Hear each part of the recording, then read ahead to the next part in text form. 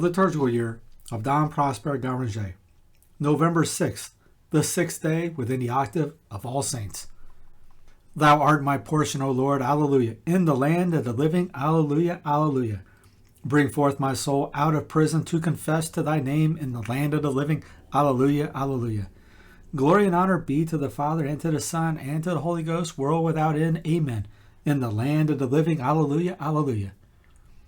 Such is the opening chant for the departed in the Mozarabic Missal. With the Greeks, in like manner, no word is of more frequent recurrence in the office of the dead than the Alleluia.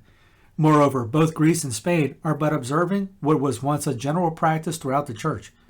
St. Jerome tells us how, at the death of Fabiola, all the Roman people assembled, the chant of psalms echoed on all sides, and the sublime Alleluia filled the temples till it shook their gilded roofs.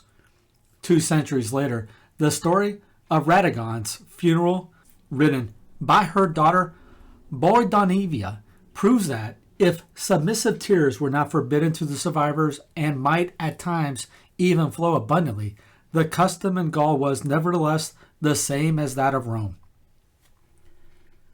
And again, with regard to a later period, the manuscript of Reims quoted by Dom Hugh Menard in his notes on the Gregorian sacramentary prescribes as a prelude to the burial prayers the chanting of the psalm in Exitu Israel de Egyptu, with Alleluia and Antiphon. When St. Anthony buried in the desert the body of St. Paul, the first hermit, the biographer of the latter relates that, in accordance with Christian tradition, Anthony sang hymns as well as psalms. Such was actually the universal Christian tradition, identical in all lands.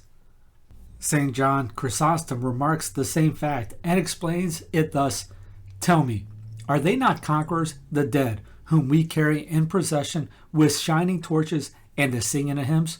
Yes, we praise God and give him thanks, for he crowns the departed one. He has put an end to his labor, and he keeps him near himself, free from all fear. Seek no other explanation for these hymns and psalms. They are an expression of joy. St. Dionysius speaks in the same strain in his book on the ecclesiastical hierarchy, after alluding to the joy of the dying Christian as he sees approaching the end of his struggle and an eternal security. He adds, the relatives of the deceased, his friends in God and in holiness, proclaim him blessed for having conquered at last, and they address their songs of thanksgiving to the heavenly author of the victory. Praying that they themselves may obtain a similar lot, they bear him to the hierarch, the distributor of the holy crowns, to whom it belongs to perform the sacred rites prescribed with regard to those who have slept in the Lord. Tomorrow, we will give some examples of these last honors paid by the Church to her children. Certain churches borrow the following stanzas from the 10th song of the Cathmarion, which gave us yesterday the Mozarabic hymn for the dead. Cease now each sad complaint. Ye mothers, check your tears. Let no man mourn the pledges he has given, for this death is the restoration of life. What mean these sepulchred marbles and these fair monuments, save that what is committed to them is not dead, but laid to sleep? For this body which we see laying lifeless, yet a little while, and it will seek once more the companionship of the Spirit that has fled on high. Quickly shall the time come when friendly life shall make these cold embers glow, and, animating them with circling blood, shall take back her former dwelling. The motionless corpses that have lain corrupting in their graves shall be caught up into the swift air, united to the same souls as before. Even thus do the dry seeds, dead and buried, become green blades, and, springing up from the sword, recall the former ears. Receive now, O earth, this deposit into thy care, and cherish it in thy tender bosom. 'Tis the form of a man I place in thee, noble remains I entrust to thee. This was once the home of a spirit breathed from the mouth of its Creator. Christ ruled these members, and his holy wisdom dwelt therein. Then shelter the body confided to thee.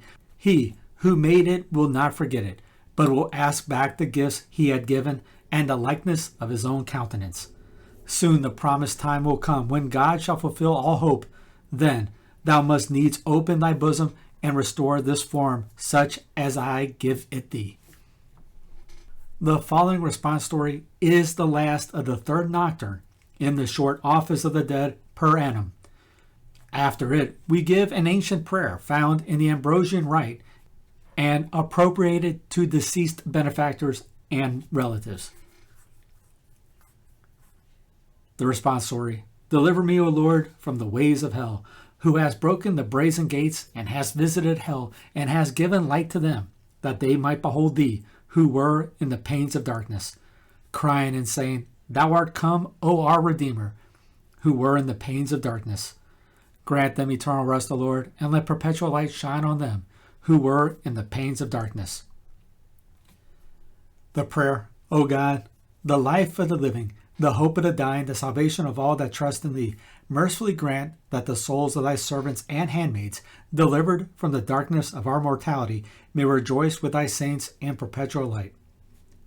The following prose by Adam of St. Victor, though often assigned to other feasts, was sung in several places to celebrate all the saints. Let the Church on earth commemorate the joys of her mother, the Church in heaven, and while she celebrates annual feasts, let her sigh for those which are eternal. May the mother assist her daughter in this valley of sorrows, and may our heavenly guardians be at our side in the battle. The world, the flesh, and the devils wage their several warfares. At the onslaught of so many terrors, the heart's tranquility is disturbed. All this brood detests our feast days, and with united force endeavors to drive peace from the earth. Here all is confusion. Hope, fear, sadness, joy are commingled. In heaven, scarce half an hour of silence is kept. Oh, how happy is that city, where there is unceasing festivity, and how joyful is that assembly where care is utterly unknown. No sickness there, nor old age, no deceit, nor terror of foes, but all one voice of joyful saints, and all one burning love of hearts. There the angelic citizens in their triple hierarchy rejoice to be subject to a monarch who is both one and three. They admire and faint not in contemplating the God upon whom they gaze. They enjoy him and are not satiated, for the enjoyment brings new thirst. There are our fathers, ranked according to their merit.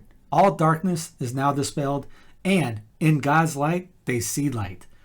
These saints, whose solemnity is celebrated today, behold, with unveiled face, the King of his glory. There is the Queen of Virgins, far above the highest choirs. May she, before the Lord, excuse our guilty faults. And after this present misery, may the grace of Christ, through the intercession of the saints, lead us to the same glory. Amen.